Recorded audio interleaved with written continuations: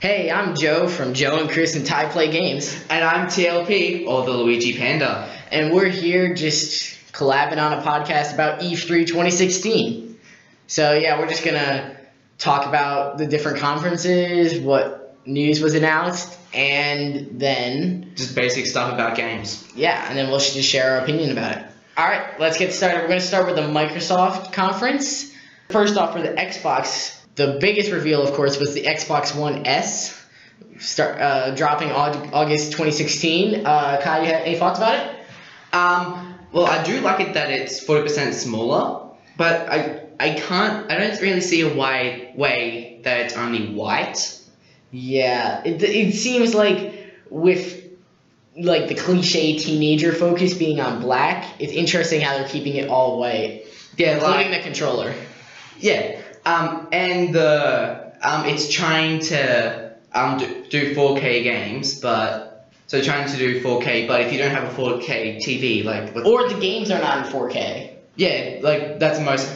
But if they're trying to show the game in if someone doesn't have a 4K monitor, then why would they get this especially? Is that what yeah. But like it has a 2 terabyte storage. Well, it ranges from 500 gigs to 2 terabytes. Still. But I think it's really affordable, the 500 gig going at only $299 US. US. Yes. I think that's really affordable considering like when the PlayStation 4 came out, it was 400 US, didn't have 4K, and a lot of these features that they have. So it's really good to see that consoles are starting to become a little more affordable. Just back to the US dollars, that's about 370 AUD. So like that's very affordable, but I still think it's high, like because it's not a new generation in a way. Yeah. It's like an upgrade. Yeah, it's like an upgrade. Like, hey, you bought the Xbox One, but we have a newer version. It's the Xbox 1.5. I imagine GameStop or EB Games or even the Microsoft themselves might be offering a buyback program where you save money on the Xbox One S by trading in your Xbox One. Yeah, like with the Wii and Wii U. Like you could sell your Wii and get money for your Wii U.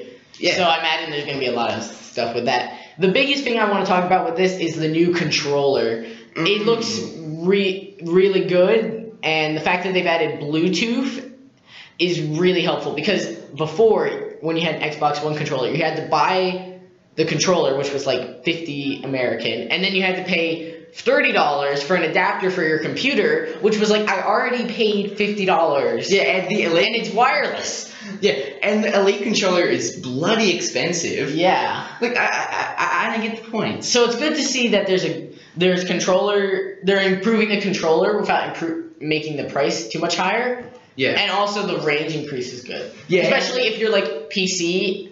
Oh my god. And you got plugged into a TV. Yeah. You can be like an entire room away. Yeah. It depends how far away, but yeah. You get the point. Yeah. And I like that there's like grips on the back. Yeah. Like that, because I get sweaty hands. I'm just admitting that now. Yeah. I get sweaty hands when I play. So yeah, I think that's a good upgrade in a way. Alright, let's move on to some of the games they announced at their conference. First off, Forza Horizon 3. Kyle, would you like to tell us about that? So it's set in Australia. Australia is amazing. And it is included with the Xbox Play Anywhere, which we still need to talk about. Right. We'll talk about that at the end because a lot of these games that we're going to talk about have to do with Xbox Play Anywhere, so we'll talk about that at the end of the games. It's released on the 27th of September this year. Yeah. And oh my god, there are a lot of cars. 350 plus. Yes. Yeah. And like that's almost doubled Forza Horizon 2. That's excluding the DLC. So the 350 plus might include DLCs, which you might have to pay for. But like in Forza Horizon 2, there will be some free DLCs, right, which I really enjoy. You can, for the first time ever in Forza history that I know of, you can select a driver. You can select a male or female. You can change the plates and what it says on it. Right. And you can create your own music station. Now, how does that work? Is that like MP3s on your computer, or do you select songs that are in the game? Well, it could be those, but it might be both because it kind of depends. Do we not know at the moment? I don't know personally. They might have announced it, but I must have flew over. And but that's still cool that you get to hear like the music you want to. Yeah. Rather than just a bunch of random stuff that you don't want to hear. Like I'm hoping there'd be 12-foot Ninja in there. Come on. Oh yeah. 12-foot Ninja. But I'm hoping it kind of depends with what you said about from your computer. That kind of depends with if you're playing on the computer, with the Play Anywhere. It could be on the Xbox, which it might need to download the songs as well. Right. Or unless they put it up in the cloud from your PC. Yeah, there's a lot of variables about that. It'll be really interesting to see what they do with that. Now let's move on to Halo Wars 2. We got our first real news since the announcement trailer. We got a release date, the February 21st, 2017. And we got some more story details. It follows the events from Halo 5. And you play as like an original character, which I don't remember the name of. So there's 13 action-packed missions. You get to create your own bases. And you play with or against your friends in 3-on-3 matches. Which I'm actually quite excited about. Like, I haven't played the first Halo Wars, but like, I'm really immersed with like the style of gameplay it has. Yeah. Like top-down, as it says, real-time strategy. Yes, real-time strategy, and the quotes 13 action-packed missions. Yeah. Action-packed. Yeah, but that doesn't include the online, the LAN. Does it have LAN? No. Well, it does have. It is available on PC. However, in a very controversial decision, there's no cross-platform multiplayer. That means, Kai, you got an Xbox One, you load up Halo Wars 2. I have Halo Wars 2 on PC. We can't play together. Yeah, but it has Xbox Play Anywhere, so one of us can swap. Yeah, well, then I would need to buy an Xbox One, or you need to buy a better computer. Hey. But that was very controversial considering the whole Xbox Play Anywhere, how they're trying to link the two, and how you can buy it on PC and Xbox One, and how they have the whole Xbox Live integration into PC. Yeah. But they are saying they might introduce it later. Might. Not guaranteed. Yeah, they're definitely not guaranteeing it. But it's still a very good possibility. Right. So we'll now talk about the... Yeah, just to wrap up our Microsoft section, we'll talk about Xbox Play Anywhere. Now this, I'm really excited about, and it's really changing the way I'm feeling about Xbox One versus PS4. You buy a game once, such as Halo Wars 2 or Forza Horizon 3, which are both on PC and Xbox. So you buy it on Xbox One, play it on your PC for free. Buy it on your PC, play it on your Xbox One for free. And your saves transfer over. It's all connected through like Xbox Live Network, and we've been waiting for this. Yeah, but I'm slightly worried that later on you might have to pay for Xbox Live. Right. Like that, it's very minimal. Like it's just something to bring up because it might happen, and I'm really afraid of that happening. They've guaranteed, I'm pretty sure, at least 6 games. Yes. To be on at least 6. So it's Forza Horizon, Halo Wars 2, Gears of War 4, and 3 others. Right. I can't remember those because I am bad at memorizing. And I'm really excited. Those are the Xbox One anyway is what I'm mainly excited for because they might bring the PS3, Xbox 360 games backwards compatibility back. Yeah. And do that, but that's very unlikely. Right. Because that's tough. Yeah. So I think Microsoft's biggest point in their conference is the Xbox One is amazing, but people who have PC, you don't have to miss out on this Xbox One stuff. Their plan of mixing the two is really starting to come together. Yeah. We're now going to move on to the Sony's video, and I was going to say this now. Oh my god, they got an orchestra. Why? I like that they bring an orchestra in it, but like it's there just for show. Yeah. Like there was a semi-major part of it, yeah. But I just didn't accept it in a way. But oh my god. So let's talk about first the hardware enhancements, and of course the big thing being PlayStation VR finally announced, and they've already announced at least three new things for VR. PlayStation VR, and I just think they're all like dream come true scenarios for anybody, not just like nerds, but just anybody. So like the first one is of course Batman Arkham VR, and just you are Batman. Yeah, you can literally. It's going to give a lot more power to the people who are like who go around like, because I'm Batman. That's really you're gonna see that a lot more now, because you're actually gonna be Batman. And I think how they're gonna incorporate like Gotham, that seems like so immense. Yeah, but it's a huge city, especially if you've considered in the Arkham games like City and Origins. I think it's gonna be like New York, like completely packed, like New York in games I should say, completely packed. Everything looks the same. It's probably gonna be like that. Right. For loading and you don't want it to be like a 15-minute load screen between 3-minute sessions of gameplay. Yeah, because that would be stupid. Yes. But like in it, there's actually a murder that happens, and you can explore Wayne Manor, Batcave. Oh my God, can't wait. Yes. Just in a nutshell, can't wait. And of course, Star Wars Battlefront. They haven't been doing so well, like review-wise. Not a lot. People are hating on the DLC, so they really needed a big push to make their game good. It was a hit and miss. Yeah. Hit or miss. So, 2 things they announced. One was the Bespin DLC that they're going to add, which looks really good. But staying on VR, their X-Wing VR mission. Oh my God, it looks amazing. In space. Yes. You get to fly around. It's the dreams of like most children brought to life, and that's really what VR is about. Yes, especially all the parents who were kids that watched the first Star Wars. They would especially my dad. He is begging to do it. He's begging. And I really think that the space battles in Star Wars Battlefront were really below par, below what the fans expected. So this is really like a makeup thing, or maybe they knew they were going to do this and they didn't want to focus too much on space battles in the actual game, so that this would be worth more. But I'm glad to see they actually have space battles. Yes, and in the most stellar way possible. Yeah, it's like, oh yeah, we screwed up here, but look at the bright side, we have this. It's amazing. You can play in other ships as well, and oh my God, I really hope they have more updates for it, like TIE fighters and other missions other than just just flying around shooting. And also if you have a PS4, you actually get it for free if you have the VR as well. You get it for free nonetheless. Well, is it free if you have the game, or is it free if it's just with a PS4? Both. So it's just free if you have a PS4. Yeah, right. Okay. And the game, which I'm still excited for, even though I personally don't own one. I always go next door to play it. Right. Okay, let's just quickly go over some of the games that they went through.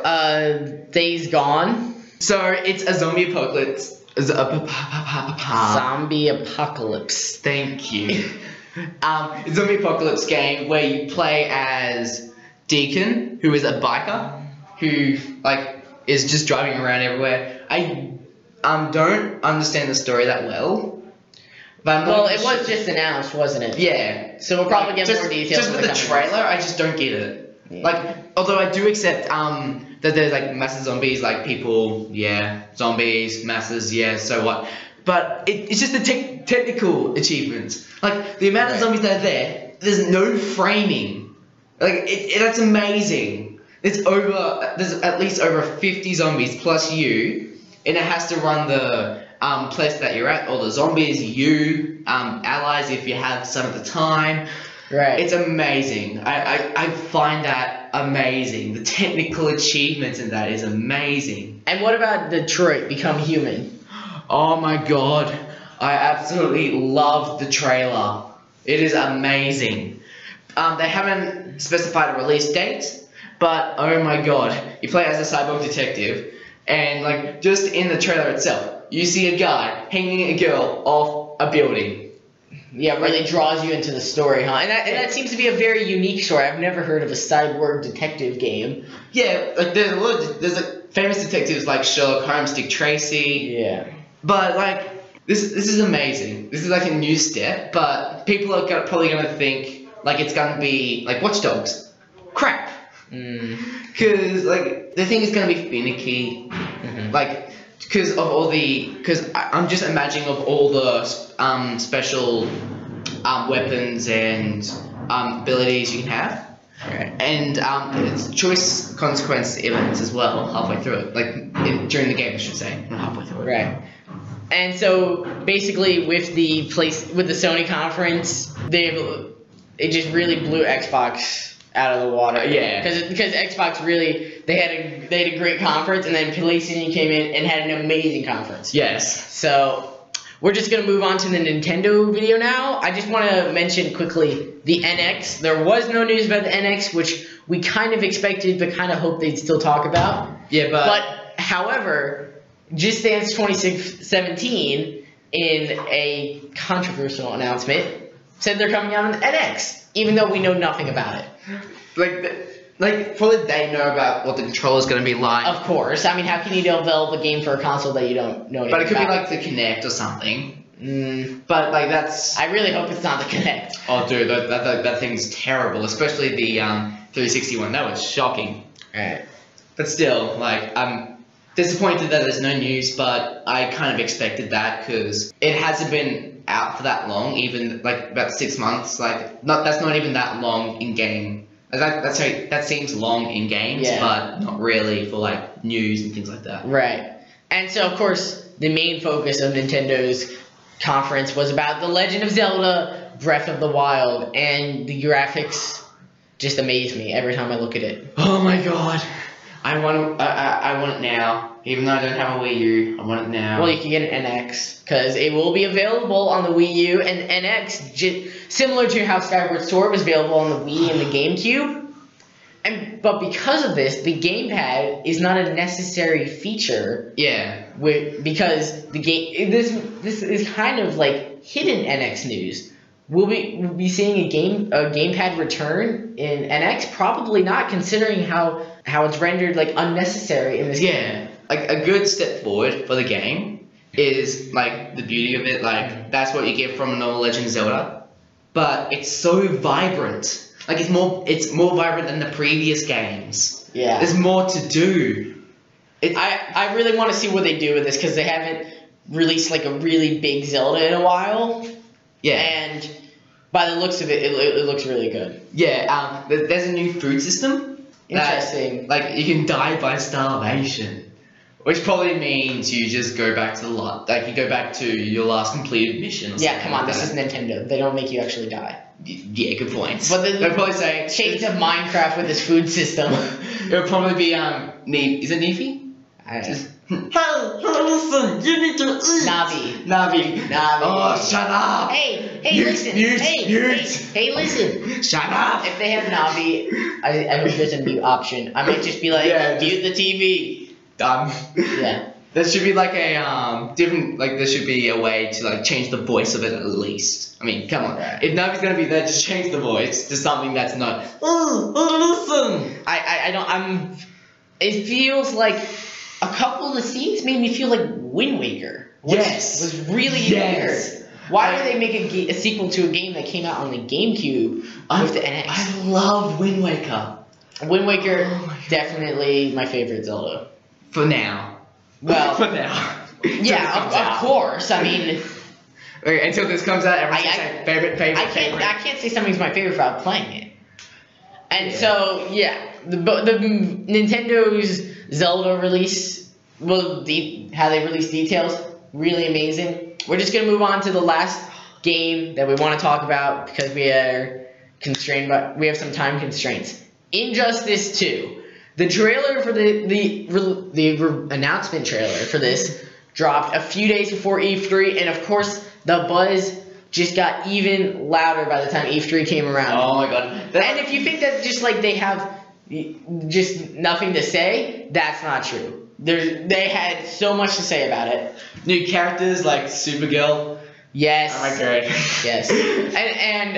And it appears to be similar to the TV show's version of Supergirl, which I really enjoy. Yeah. And of course the other two new characters, Gorilla Grodd and Atrocitus. But there are actually hints. It may not be guaranteed, but there are some hints about Black Manta Black Manta made an appearance, but it looks like a stage transition. Yes. So it might not actually be him. Could be like Deadpool, like saying, "Now to the battle." Yeah. And something like that, and do some stupid witty remarks. Yeah. And Captain Cold, his freeze gun, you could see at the beginning of one of the trailers.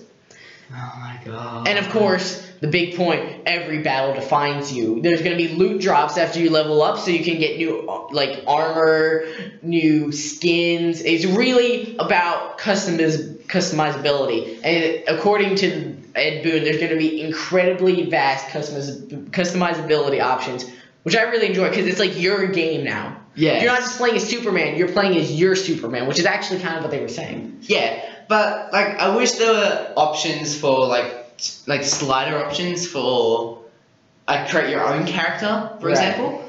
But that would that might actually take people out of it. Right. Because they have to be solely for I the hate heroes. creating players. I just like do the hairstyle, the mustache, and just kind of like move the nose, and that's it. Yeah. Massive mustache. Yeah. No hair. Scrunched up face. Yeah. Oh, Bajo, you're amazing. And finally, in one of their most controversial announcements, there's these interactive super moves. So like they're kind of like final smashes from Smash Bros. Right. Amazing. So if you've played Injustice, you know what a super move is. But now there's going to be like hidden inputs that you can put into the game. It's not going to show up on the screen. But let's say like you're playing as Superman and you do like the punch into space thing. I don't remember what his actual thing is. And you hit like BA, maybe he grabs a meteor or something. It'll be hidden, but you could probably just find them online after a week. Probably. That's probably what's going to happen because that's what happens to most games. Right. And so, I'm hoping as well, not because I'm a noob, but I'm just hoping like hidden secrets, like cheat codes when you go to the start menu, like those things that I'm hoping would make more skins, like to receive more skins. Right. That would be amazing. So of course there were many more games, but due to time constraints, we're not able to cover them. We might do a follow-up podcast talking about all the other games, including Call of Duty Infinite Warfare, Battlefield 1. Oh, Battlefield 1. We might do a follow-up podcast. We can't guarantee anything right now, but anyway, thanks for watching. If you liked Kai, TLP. Yeah. Right. Be sure to subscribe, and if you liked me, be sure to subscribe. We'll put some links in the description for each other's videos, and yeah. So, see you guys.